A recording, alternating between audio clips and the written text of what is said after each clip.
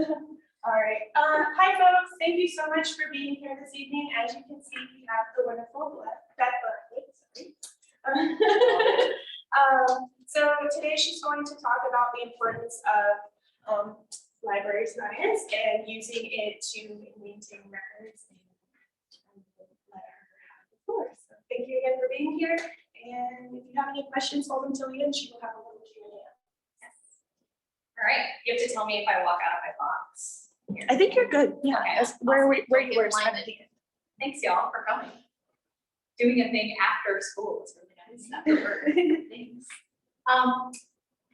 My name is Beth, and I used to be a librarian here up until like a month and a half ago. And I am now have a new job working more in the medical field, but a lot of what we do in medical libraries overlaps a ton with what I did when I was here at Channel Island. So I'm going to be talking a little bit about what it means to be a librarian who works in the sciences, which may feel kind of weird for any of y'all who are thinking of a certain type of librarian.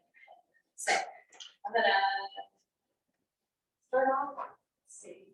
There we go. All right, give you a little outline, talk a little bit of background, tell you a little bit about what science librarianship is, what it looks like, what it isn't, talk a little bit about climate information, ask you guys some questions. Maybe you'll respond. I'll pick on y'all if you don't. Talk about science librarianship and climate information together, and then talk a little bit about why it matters and why librarians have an important role in the greater kind of scientific conversation. Give you some real world examples from stuff that I either did at Channel Islands or I do now, and then talk a little bit about how you too can become a librarian / superhero. It's a lot of vocational all happening here. You'll hear me talk a lot about really liking my job. I really like my job, but just remember that you get paid. In a month. You should get paid. It's not amazing unless you're getting paid. So anything I say right now, vocational law is great, but make sure you get paid. That's all I got. Okay. All right. So some background about me. I tried to find photos people haven't seen before, way back from a long time ago. I actually had an undergrad degree in the humanities, so I do a lot of stuff with medicine, a lot of stuff with environmental science, but I actually started back as a history major and an art history major in undergrad. Oh yeah. Then I went on and did my master's in library and information science, and I specialize in digital curation, which we'll talk a little bit more about later, but that was kind of my specific area. Some people will go into public libraries, some people will go into archives. I wanted to focus on digital stuff, even though that isn't what would be in the archives, but they're math archives. So I began my career as a math librarian, so working with big flat maps. There's some math cases back there if you want to check them out. And also working with geographic data. So those two things kind of go hand in hand. Anybody taken any of the GIS classes? Yeah, that kind of stuff. So managing that type of data and making sure that you have like the metadata that goes with it, which I bet all of y'all know about that. Do you know about metadata, Joe? A little bit. He doesn't know anything about that. So I really enjoy working with that type of material and honestly that type of patron. Like the folks in the sciences are really dedicated, they're inquisitive, they're easy to work with, and they usually are very receptive of help for scientific things, which is really fun.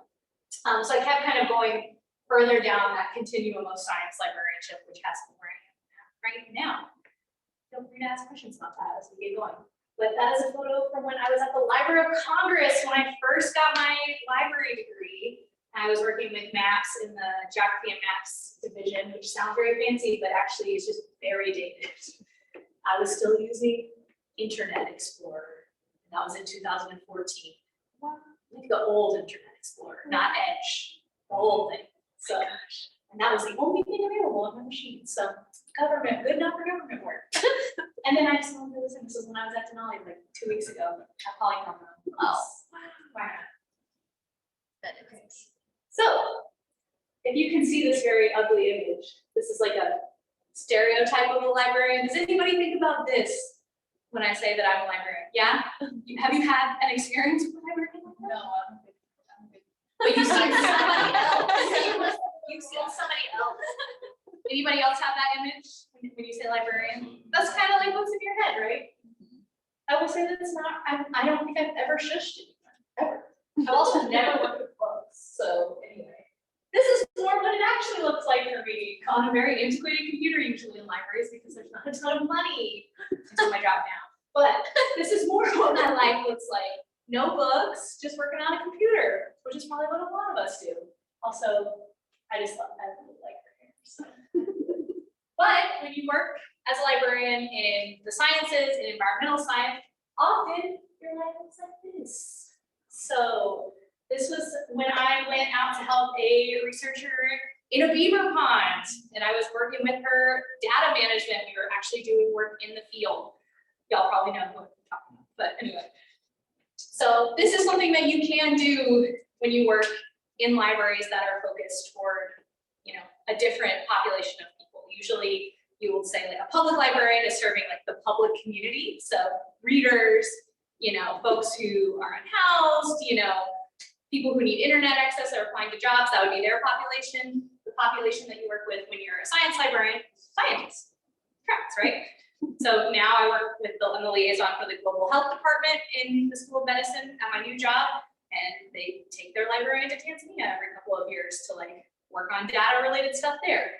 So these are the kinds of communities that you get to work with when you start to kind of specialize and figure out what you want to do as a librarian. So there, that was when I was actually the liaison librarian to environmental science and resource management, computer science, and San Jose. So anyway. Fun. People say that when you become a librarian, you don't get to do field work. So if you like field work, you can still do it. Yeah. All right, so let's talk about where these things start to overlap. I gave you some examples of climate information. Would anyone else like to provide some other examples of climate information? Data. Weather data? Yeah, specific data. Yeah. Anything else? Or an example of how you use one of these things? So like monitor changes over time. Change it over time. Modeling. Excellent. Modeling. Yeah, modeling.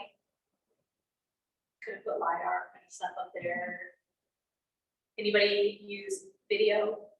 I didn't put video for the trail cam stuff up there. Who's doing trail cams? Cool. What do all those things have in common? Lots of different formats. File formats, which are almost there. Almost there. Complicated. They are all digital. So I gave you this. This is my dog when she was 10 weeks old, and yes, I bought her a stuffed floppy disk just to take this photo. They're all digital. And what are digital things? They're very vulnerable. Yes. They are very, very vulnerable. Have you ever had some kind of, you know, digital tragedy with your schoolwork? Like your computer crashed, or your storage filled up and you could not open your GIS software because it was running too slow on your machine and you couldn't turn it in on time. Anybody had issues like that before? Never. Because you've taken my data management workshop. They're all really vulnerable. But for climate information specifically, there are more consequences if you lose that data, correct? There are bigger, different kinds of consequences than if you lose, you know, the map we've been working on or our Microsoft Word document. So just keep that in mind when I talk to you about where we use that information. So this is a very boring chart that I'm going to talk you through. And I realized when I was on my way here that my little circle spins the wrong direction. So just ignore that. So librarians are involved in that creation of knowledge. Has anybody been to talk to a librarian at the reference desk out here before? Yes. Lots of times. What did they help you with? Everything from getting something printed to finding references and yeah, telling me where resources were, all of those good things. Yeah, so they helped you create knowledge, right? So finding literature searching, helping you with best practices. Has anybody ever helped you with best practices, Joe? Yeah. Do you want to talk about that at all? Yeah, like best practices with data management, and data we collect for research data. So you can then create your knowledge with it, right? Yeah, exactly. Exactly. Storing it in multiple locations and having running access. Yeah, and then documenting how you did it. So it's repeatable, creating new knowledge. And then also in that data collection role, there's a lot of help there with that. So if you go that direction. I don't know why I did it this way. Anyway, we also support the management of knowledge. So actually making sure that it's stored properly. Yeah, there it is. Like making sure that it's there long-term. So, you know, has anybody ever opened a file that you didn't have the correct software on your computer to open? Like you opened a Microsoft Word file from like 2000 and you're like, oh, this don't look right. Or you tried to open, you're like, do you want to tell us about that situation? It was very janky. It was so janky. It was offset. Yep. And one instance, the graph was out of the outline. So it was. We took a screenshot of that. I really love that. But, or you tried to open a file that you didn't know what type of file it was. Anybody working with like proprietary like hobos or any software that you use to collect data and then you try to open it and you're like, can't have any way to view this weird file type. We help with that. And then also search and access. So making sure that you can find those things. Making sure that when you type in, I'm looking for, you know, X, Y, or Z climate data actually appears in your results. There are people, librarians who make that actually happen. It's not just Google. Google uses our work to make that. And then finally, the sharing and reuse of knowledge. So making sure that you retain your copyright as an author. Librarians help a ton with that, making sure that you maintain ownership over the material that you've written, and you don't lose it to a publisher. Scholarly communication, which is pushing out the information that knowledge that you've created to various journals, making sure that you're getting cited correctly, making sure that all those citations are getting measured. If anybody has ever cared, you shouldn't, about your H-index or any of those numbers. Indexing and description, so more of taking that metadata, making sure there are search headings that match what it is that you worked on, right? If you ever use the Library of Congress subject heading or the medical subject headings, it's an actual word that says this means this. So it shows up in your search, right? With me? Yeah. And then research impact, which is what I'm doing now, which is analyzing all of those citations, all the places that people have published, and giving you back a report to show how impactful your research is, things like that, which can be very evil. All right, so why does it matter? Why does all of that preservation, sharing of knowledge, creation of knowledge matter? This is an article from PBS this summer about climate disinformation continues to leave a mark as the world gets hotter. And I'll go ahead and read this because I feel like it's going to be hard for people on this Zoom to see it. So the tragedy of this is that all over social media, you can see tens of millions of Americans who think scientists are lying, even about things that have been proven for decades. It's a historian from Harvard, who usually is a historian of science. They've been persuaded by decades of disinformation. The denial is really great. Has anybody experienced any of this or had any type of conversation with someone about this? Do you want to talk about that? I mean, it was my grandma. She sent me a bunch of newspaper clippings that were basically like, it's not real. So yeah, that was an interesting couple of years that we went through there. Yeah. Oh yeah. So yeah. Anybody else want to share an experience dealing with like mis or disinformation around these kinds of topics? Yeah, like my whole family back home. Your whole family. It's like very regional. It seems like. It can be very regional, though. I was surprised by living in this county also. There's quite a lot of it in this region as well. Yeah, so there is it's a real thing. We all kind of recognize it and experience it. Yeah, go ahead. My grandma does not believe in climate change. She believes that it's all doable. So also, she very easily like mind control that what she sees on the internet. She doesn't look for actual sources. Exactly. If those sources are still there. The elderly are very vulnerable. Oh, yeah, nailed it. Nailed it. That is so true. Like digital things. But just something to think about as we keep talking about this. So another thing, has anybody ever had this situation happen before? Every day. Has it ever happened to you with some data that you know existed before? did I mention that digital things are very vulnerable? This was a huge problem, especially around 2016, 2017. There are a couple of different sites. This is Project Sunset or Sundown that actually monitors and like watches and web scrapes to see where data is being removed. So this is a huge issue that's happening with government websites. If like NOAA or the EPA, specifically a lot of EPA data was just deleted and lost completely, years and years and years from the 70s, from the 80s, completely just wiped off the internet because who was paying for that?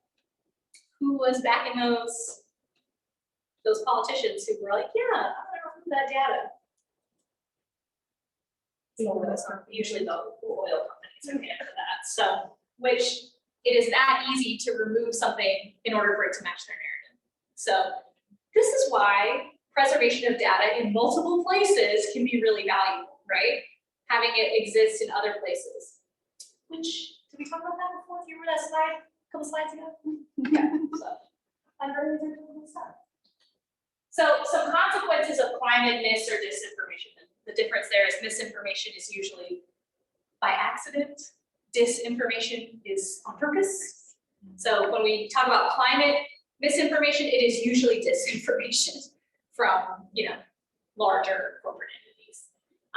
Poor scientific integrity, huge problem that can happen. So folks who are not able to repeat studies that are, you want to see change over time, you want to see the same results or different results happening because of some changed variable. If you can't find the original data and documentation of how that search was run or how that study was run, it's pretty poor scientific integrity if you're going to cite that, right? Poor preservation or even deletion of scientific information. Big issue. It is pretty hard for someone who has proven, decades ago that climate change was real if the data is not there, right? So kind of important. And then obviously the privatization of publishing. So anybody ever hit an article paywall before? Yeah, it didn't make you feel good, did it? No. That is because publishers make a ton of money off of the dissemination of scientific information that is most often funded by public dollars and public universities, which that paywall makes it harder for people to access the information, harder to access the journal articles, years-long embargoes over these things that make it really difficult for actual science to continue. So big things that happen that are awful, and then some ways that librarians help combat that. So methods documentation. We are really, really, really anal about making sure that you document your methods. Is that not true? Did you hate me for a little while? A little bit, yeah. It was good. If you don't write it down, if you don't comment your code, if you don't take notes on it, you're never gonna remember how it happened. Now maximize that to like a $2 million grant funded project. It's bad enough when it's just you, right? It's way worse when it's like a whole institute of people who are on a huge multi-million dollar multi-year grant. So we kind of force that. So in my current position, we now require people who are coming to us to do a systematic review to register a protocol and a methods with a federal agency. You're going to register it and publish it, and it's going to be linked so anyone can find it. Tool made by librarians. Preservation of data through data management, planning, and storage. So making sure that when a scientist or a student, whoever it is, starts a project, they have enough funding to actually be able to pay for cloud storage to see it through. They have enough space on their hard drive in order to have multiple copies of the data existing. Things like that are super important to understand and keep in mind that the data that you create, even as a student, even as a grant-funded, multi-million-dollar researcher, is vital to the field. Like anything that you do is science, and that's vital. So you have to keep that in mind. And then the support of ethical communication. So open access publishing and repository services. Finding basically workarounds. How can we find a workaround of this copyright law to ensure that people have access to this, which I'm talking about in a second. All right. So some examples. This is the wonderful photograph of Joe. Copyright by Joe. That's his brain in that.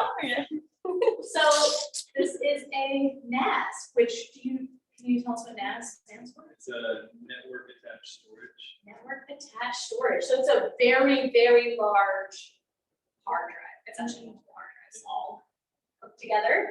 This is a project that Joe and I worked on. A lot of people actually worked on in order to get this up and running so that we could take all of Sanders Island's data off of Google Drive. So it would not be totally held by a proprietary organization, which helps prolong and preserve that data for the long term and make sure all these student projects don't go anywhere.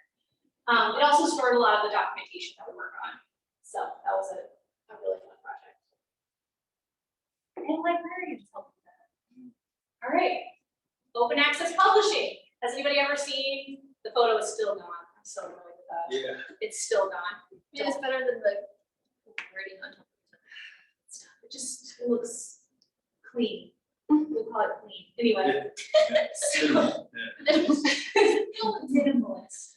Anyway, this is our open access repository that we spent a lot of time, colleagues in the library and at the island, sorting through tons and tons of old projects, adding metadata, describing them, so they all live in a repository that anyone can access. Does anybody access this when they're looking at projects before? As you head toward various capstone projects, you'll probably encounter it.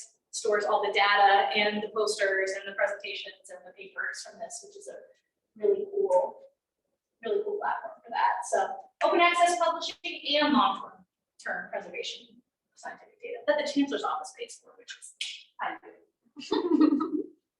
All right, so talk a little bit about when I do my current job. So this is the portal for the National Institute of Health's public access policy. So they have a requirement that if you got federally funded grants, like any research, you have a multi-year grant, it's probably maybe 10 years, however long, and every January, it re-ups with your funding for the year, right?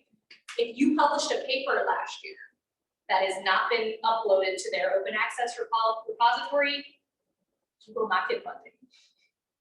Your staff will not get paid, your research will not happen, the lights will go off in your building.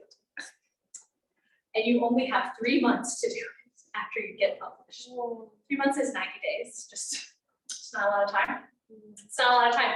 And these projects have maybe 15, 18, 20 authors. And the PI might be a retired person who just puts his name on stuff. But the PI is the one who you said needs to submit this paper. So this is what I do now, is try and track down these papers to ensure that folks that we work with, and 400 who are out of compliance right now, actually get their papers submitted, and so they can re-up their funding coming January 23rd of this coming year. So long-term preservation of scientific data and ethical scholarly communication. Has anybody ever used PubMed, that database before? These papers feed PubMed. If you've ever had a full text article in PubMed, this is where they're coming from. It's from this specific program, which is awesome. And now this next slide I'm going to show you is going to be a lot of words, so just bear with me. This is a search that I did yesterday. I promise I was working on this. But this is a search that I did yesterday, which you can start to kind of see. It's actually on alcohol binge drinking in Brazil. I'm out of my window. No. Anyway, so you can start to see like in there disorder, the little truncated search, and binge, binging, these kinds of things. So this is a big giant search that we're doing for a systematic review of a group in global health. So this is part of what I wanted to demonstrate, that creation of new knowledge and kind of working to analyze existing knowledge and summarize it, that kind of thing. But these searches are really crazy. So we're not putting these in our library database usually, but this is the kind of stuff that we've been working on. This is for one search, and this is only 2 pages. It went on like 4 pages. So of just search terms. It's not terrible. It's really fun, I promise. Anyway, so creation of new knowledge, documentation of methods. This would be one of those times that I told you that we have folks register their protocol of exactly, we're counting this article because of this, we're excluding this article because of that. So they'd actually screen. This would bring up 520 results, 15 million results, things like that. So we usually get it down to about 3,000, and then we have a team of 3 or 4 people who reviews all of those articles and says, yes, we're including this, no, we're not. And collecting data about that. So, but you have to document why you excluded something or included something. It has to be in there. So consultation on best practice, worked with a bunch of faculty members on this. And then the long-term preservation of scientific data. All of these papers are building off of data that was produced from other studies, and they link all of those things together. So it's pretty cool. It looks really boring, but I promise it's not. It's kind of like a puzzle of trying to think about what are all the ways that I can talk about being drunk in Brisbane? What are all the ways that I can possibly think about that? So I think they're fun. Not everyone knows them, but anyway, librarians are superheroes. That's my thought. So it's not over yet, but I wanted to give you that image. I think we're all superheroes. I have serious vocational awe. Remember, you should still get paid. That's what I have to say. All right, so how do you become a librarian, right? Just remember, I had a humanities degree. You do not have to be a computer scientist. You do not have to be a scientist of any type in order to get into this field. It's all about whatever direction that you want to take it. So I did my undergrad degree in history. You can do it in environmental science. I will say that if you are in environmental science or biology or chemistry, if you're interested in the field of librarianship, you'll get scooped up in the job in 30 seconds because they really want folks who already have that background and understanding of it.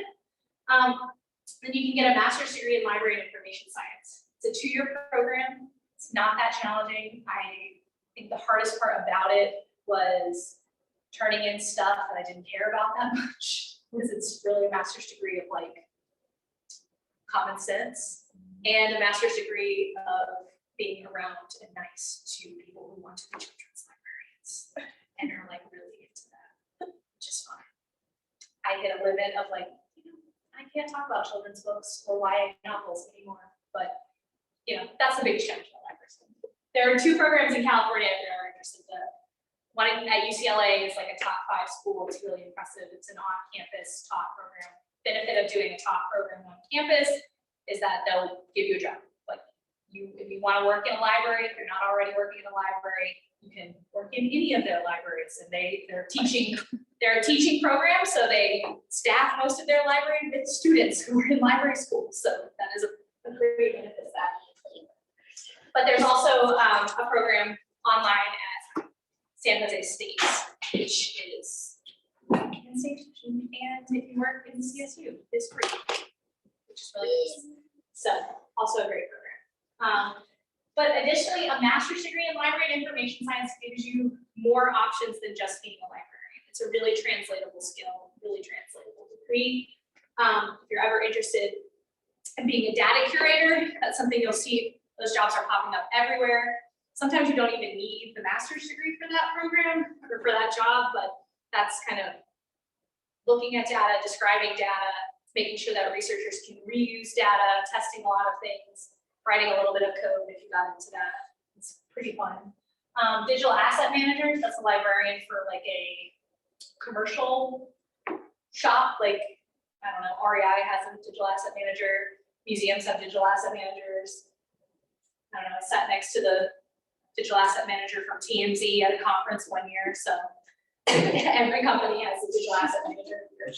Going down that path. Records managers often, so librarian for the government, so if you wanted to work for working with government data and having to deal with secret stuff like social security numbers, stuff like that. Knowledge managers, if you want to work at Amazon or Facebook, Meta, any of those things that make money but are very evil, you would be a knowledge manager. That's such a nice term. Isn't that nice? Knowledge manager. Basically, you manage their wikis.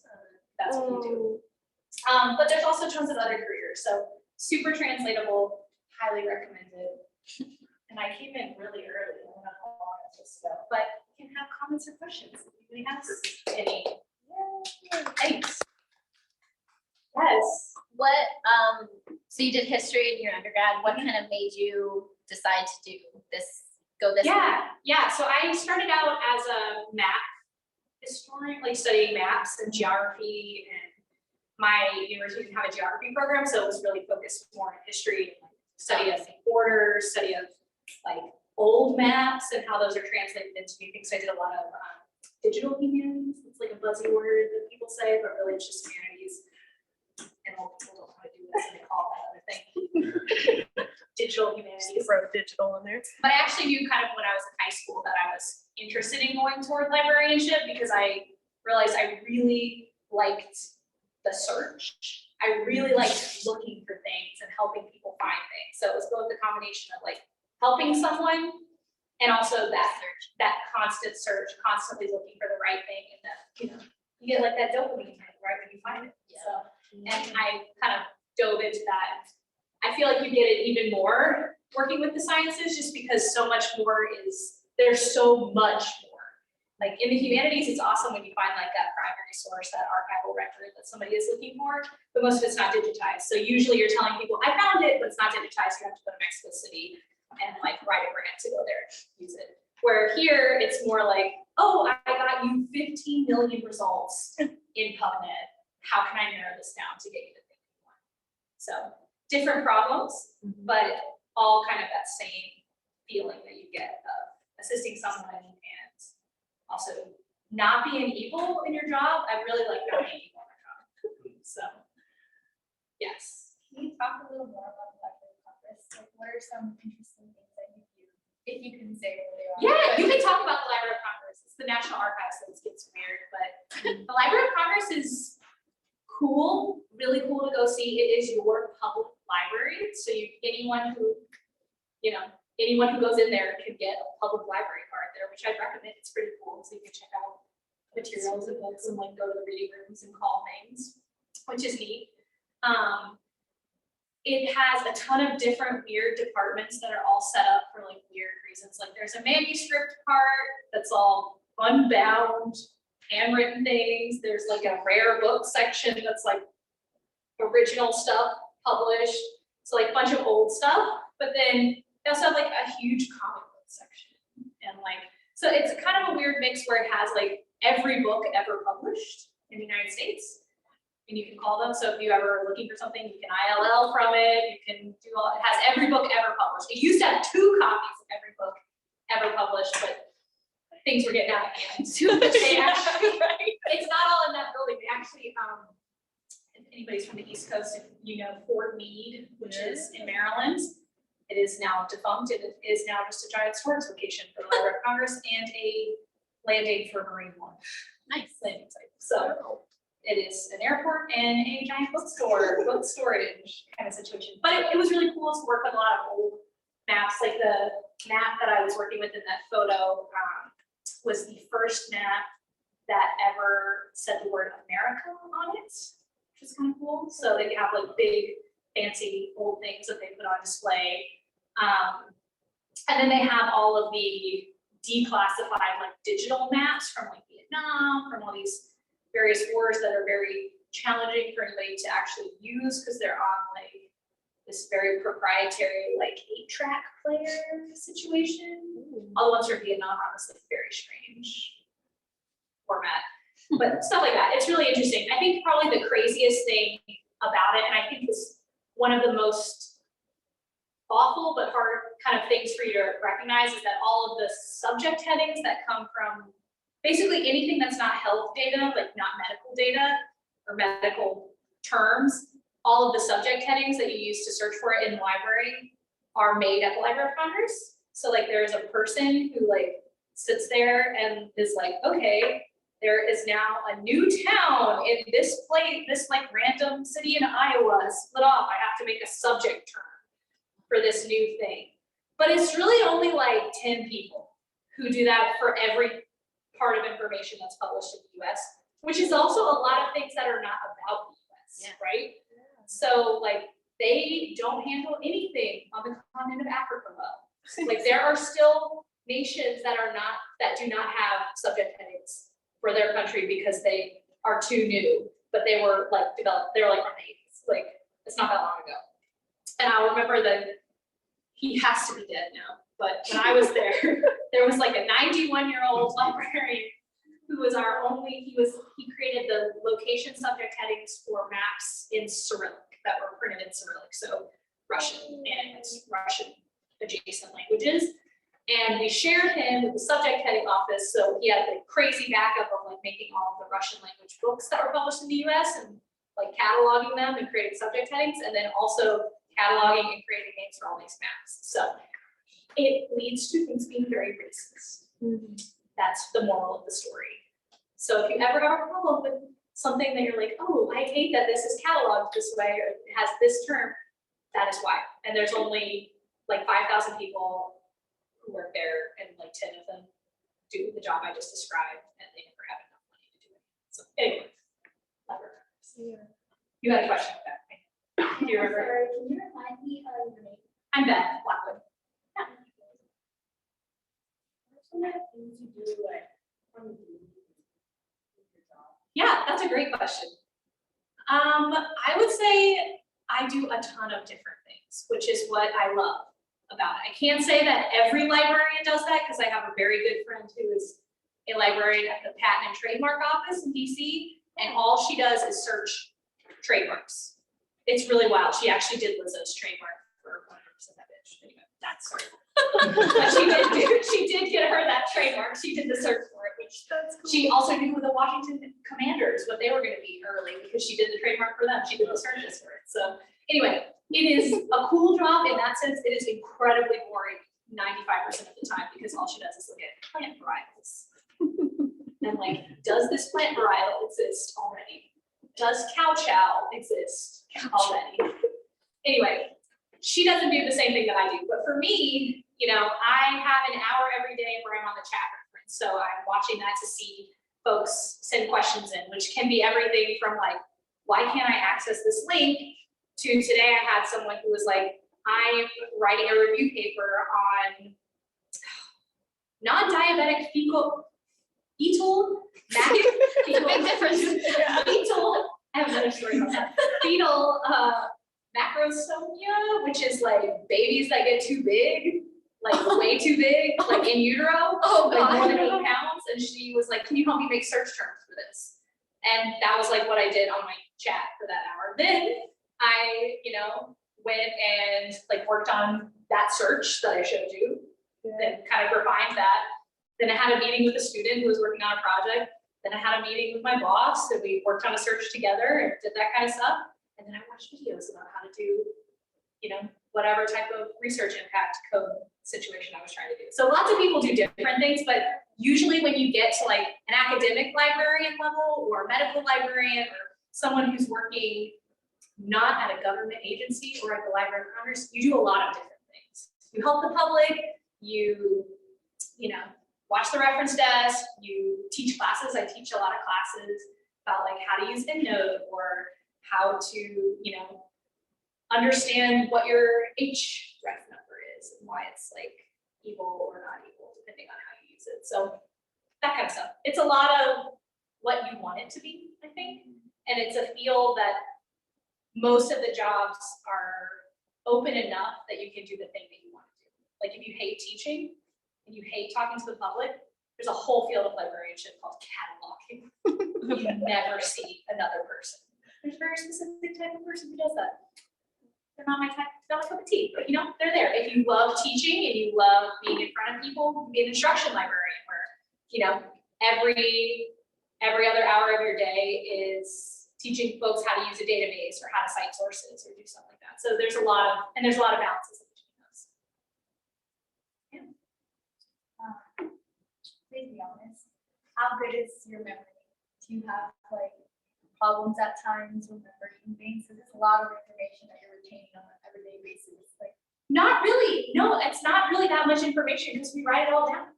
It's all documented. You know, that's the big thing that we like strive and thrive on. Like at certain things, you'll start to like learn, like, oh, I know these are the steps I follow or something, but it's because I wrote it down. So there's a saying in librarianship that you never have to know how to do it.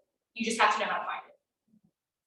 So, like, I mean, I have a good memory for like names, I think, people's names and faces, but I don't think I have a good memory for like medical stuff. Like, I look everything up that every single person gives me, which is another thing that I like about my job is that you're constantly in a place where you're learning. Like, you're constantly using your brain for things that are beneficial to society. I think, you know, like just in my like 3 weeks, 4 weeks of my new position, I have like birds. so much about all this crazy medical stuff, like fetal macrosomia about huge babies. But I have also heard about fecal transplantation, which is taking gut biome from one person to put it in another person. That's not what I To try and help their like metabolism. To like replace your gut biome situation. So that's like a whole thing. No, why? That feels really unsettling. It's unsettling. There's a lot of unsettling things. Like she calls herself my secretary. I would say she's an office admin in my building who used to be the secretary for surgery and would like order 20 courses at a time. So yeah, medical collaboration. Anyway. As a lot of the audience here is kind of younger in their college career, what would be some sort of advice that you would give them with, you talked a lot about kind of safeguarding data and methodology behind it, metadata. What is some advice you would give them? If I could go back and do it all again, I would have taken probably more programming classes, like more classes that would have given me some of those skills, but not majored in computer science at all, because I don't know, there's no like humanity in that, right? Like, so I think take the programming classes that are available to you in a place that's going to be safe. I guess the best way, wait till library school to take programming classes, because those programming classes in library school are like, let's all sit in a circle and hold hands and learn how to use Python. And they're not weed out classes when you get to library school, which I love.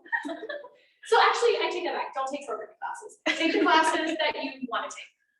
Take the classes that make you feel most stimulated, so you can start to figure out, like, if you're going to be a librarian, what area you're going to specialize in. Like, do you want to be a bilingual public librarian who works with little kids in LA County?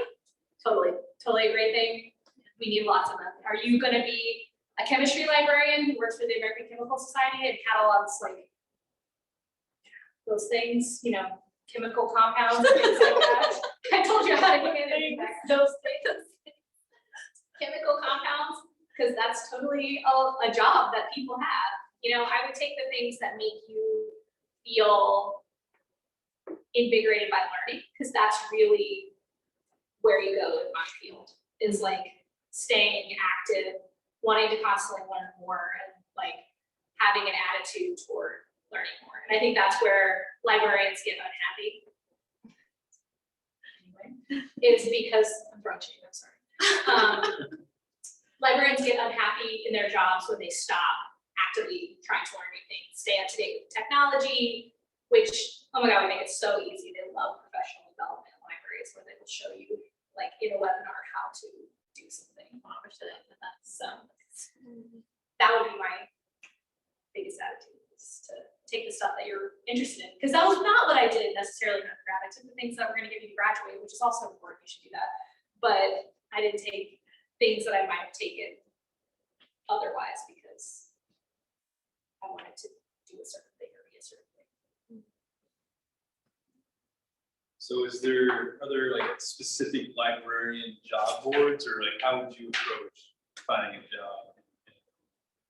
Yeah, in the the library? greatest job listserv I've ever had was the one for my graduate school. That's the one that I kind of still thrive off of. And I send all the folks who are my interns here at CI, I send them posts from that all the time. Be like, you should apply for this, you should apply for this, you should apply for this. Those were kind of my primary ones, but there's a ton of ones depending on what area that you're interested in. So me, I did more digital stuff, more kind of tech stuff. So there was one called Code for Live that I followed really closely. Just get on their listserv, get the emails every single day. How do you find those listservs? You use the library job board. That's all you can put in, and it'll show you a bunch. But those are really good, especially if you don't have your library degree yet and you're just looking for a job in a library. They hire lots of people for that too. Lots of data curator jobs. Everything is translatable to libraries. So anybody who's like, we didn't have a job in the library yet. Yeah, it's all translated. Like, have you ever worked in the public? Yes. Like, did you work in a restaurant? Great. Right? So yeah, that would be where I would look, is get on some of these like listservs from the library professional development groups, which Code for Live. ALA is okay, the American Library Association. it's too big, it's really public library focused, so once you figure out like kind of what direction you want to go in, there are specific boards for each of those fields.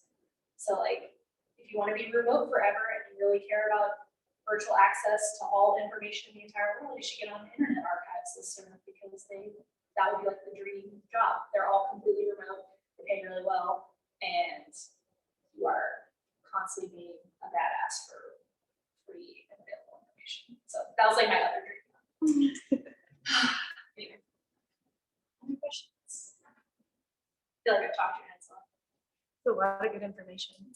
It's a really good field. I feel like a lot of people fall into it when they're like, oh, I just finished my PhD in jazz and now I don't know what I'm gonna do with it. And then they go to library and now they're a music librarian, which is great. Or they're like, I've been a teacher for this many years and I am so burnt out, I'm ready to be a school librarian. And they make that switch. So there are a lot of folks who kind of come to it later in life, but I think there's a lot of movement right now for folks to go into it either right out of undergrad or pretty quickly thereafter, because it is a field that's changing so rapidly that it suits itself really well to Gen Z, kind of like moving quickly, thinking through problems really quickly, and like moving through technology really quickly, finding new solutions for things. So I think it leans really well for that. And everybody's retiring. Like, so many people are retiring. Like the person whose job I filled had been there for 35 years and retired. So it's just constant. Like I've never seen the libraries like looking for people like they are right now. And it was still really easy for me to get a job when I left grad school. So there's a lot of good stuff. So it's pretty common then for librarians, once they find their niche, to stay for a while. Oh yeah.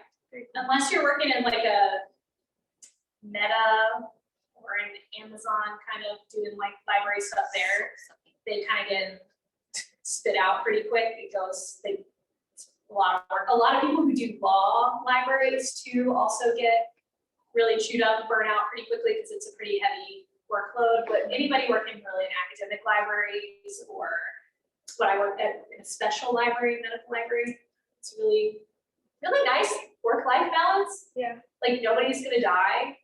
Like that's the surgeon's job. Like nobody's gonna die on the table because I didn't get you your search one time.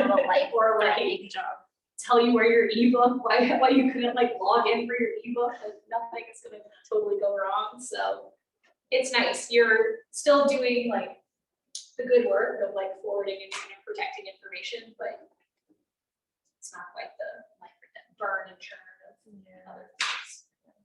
That's good. How was the transition from your job at CI to Duke? Yeah, it's the steepest learning curve I've ever had in a job. Because I went from doing like, the same search for like every class every year, where it's like the beach. No offense to anybody who's taken the beach. I love that class. I love helping you in that class. But every year it's like, I'm looking for information about beaches in Italy, and I need the tourism, geological, all that stuff. I was like, all right, I have to sort of say this. There you go. That's what I did. To now going in and being like, okay, this person on the chat reference wants a search for me, like on a chat, like where they're expecting a response really quickly on non-diabetic fetal microsomia, and I'm like, I don't even know what it means. I know what 2 words in that phrase are, and I have to be like, let me get your email address and get back to you, So it's kind of a big shift for me from going and doing like the same thing every semester, teaching the same classes, to like having a really different pace and a really different like way I'm using my brain, which has been awesome. So really refreshing. Language. Yeah, whole different language. And a whole different the whole subject heading. So there's the Library of Congress subject headings, which are for everything in the entire world except medical stuff. And then there are medical subject headings, which are made by the National Library of Medicine, which is all that stuff. Those are 2. It's interesting. Anyway, thanks for listening to me just pontificate for a while. I really like it. If you ever need anything, email me, and I'm happy to assist take virtual interns, et cetera.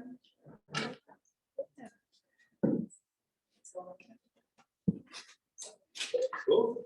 Thank you. Thanks, Beth. Thank you for asking me. This is so sweet. Yeah, it's fun. It's been great. Give us tons of good information, and hopefully some of you guys will get into the library careers. Yeah. So, just before you go, I just want to give you a quick reminder. We do have, on the 29th, we have our artist speaker, Roxanne Casas.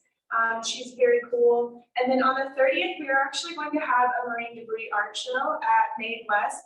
We would love to see you guys there. It's kind of just an idea of what the research station does out on the islands, and then what happens to all of that debris when we bring it back. So come have some drinks, get some food truck food, and check out some of the art created by us, and then also students here on campus. So. And if you're not 21, you still can go. Yeah, you can have water. Food. Yeah, food and water. But thank you guys so much for coming out today. We appreciate you. Awesome. I like to let them know you're trying to get about life.